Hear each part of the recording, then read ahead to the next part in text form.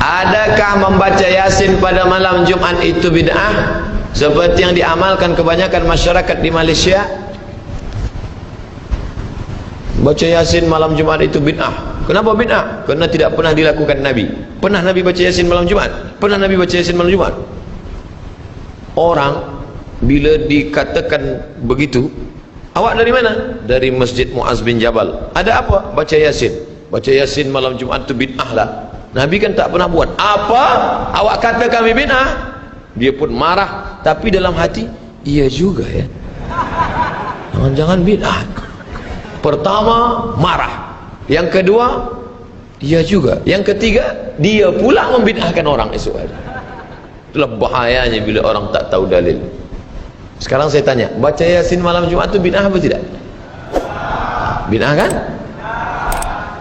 Tapi tak pernah dibuat Nabi. Semua yang tak pernah dibuat Nabi bid'ah. Pernah tak Nabi tunjukkan saya mana dalil Nabi baca Yasin malam Jumat? Pernah tak dibuat Nabi? Tak pernah. Kalau gitu bid'ah. Dah banyak yang ragu kan?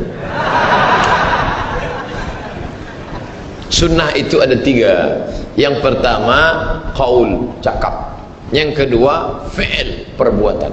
Yang ketiga takrir, Nabi diam. Diamnya Nabi setuju, itu juga sunnah.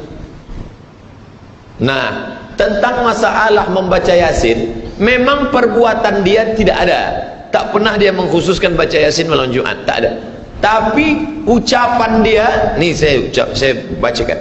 Man qara'a Yasin fi lailatin, sesiapa yang membaca surah Yasin pada suatu malam, asbaha maghfuran lah, waktu subuhnya dia sudah diampunkan Allah. Saya ulang sekali lagi. Man qara'a Yasin fi lailatin, siapa yang baca surah Yasin pada suatu malam, asbaha maghfuran lah, subuhnya dia sudah diampunkan Allah. Malam Jumat itu malam apa tidak? Malam. Nabi kan mengatakan siapa yang baca Yasin pada suatu malam. Malam apa? Nabi tak sebut malam apa. Malam Isnin, malam Selasa, malam Rabu, malam Kamis, malam Jumat. Mestinya tiap malam. Tapi kerana ia tidak sanggup tiap malam, dia baca malam Jumat. Kerana Sayyidul Ayyam, dia pilih satu malam. Malam Jumat itu juga termasuk dalam malam yang am. Nabi sebut lailatin, malam bebas, malam apa saja terserah. Dia pilih malam Jumat kerana keutamaan malam Jumat. Yang paling elok tiap malam. Tak sanggup tiap malam, malam Jumat. Malam Jumat pun tak baca innalillahi wa inna ilaihi rajiun. Lalu orang mengatakan Abdul Somad menyebarkan hadis palsu. Itu hadis tentang baca surat Yasin, hadis palsu.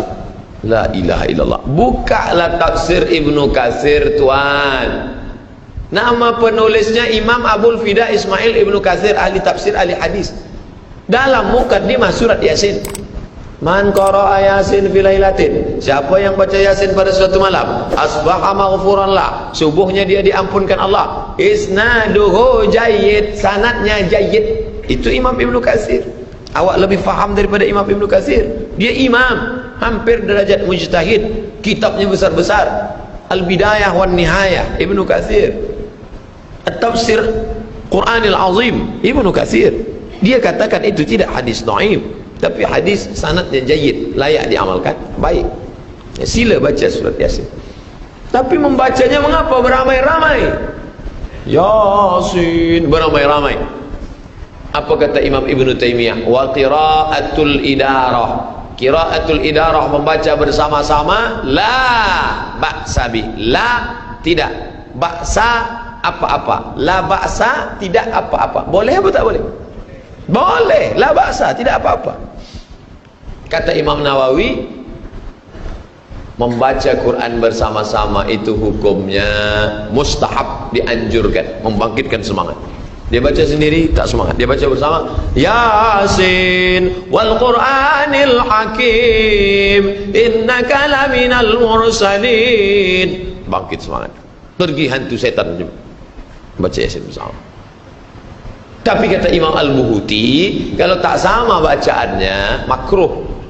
Ini Johan musabaqah tilawatil Quran, hebat bacaan.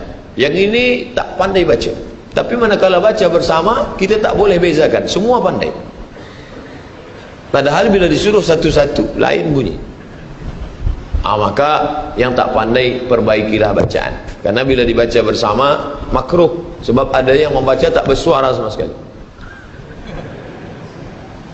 Ada sebab itu baca pelan-pelan, nanti setelah sama tajwidnya tahsin baca. Tilawah, tahsin, tadabbur, 3T. Tilawah baca, tahsin perbaiki bacaan, tajwid, tadabbur renungkan makna isi, baca tarjamah baik. 10 sampai berapa Ustaz? 13. 10. Ketika haid, maaf, bolehkah perempuan masuk masjid? Perempuan haid tidak boleh memegang Quran, membawa Quran, membaca Quran, iktikaf, tawaf, solat, puasa, tak boleh. Mana kitabnya? Al-Fiqhul Islami wa Adillatuh Syekh Wahbah Zuhaili. Itu yang saya pakai. Bila ada ustaz lain mengatakan boleh, berarti dia ada dalil. Saya pakai yang tak boleh.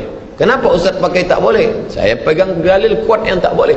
Ini mimbar Nabi, ini mihrab tempat Nabi jadi imam, rumah Nabi di sebelah kiri.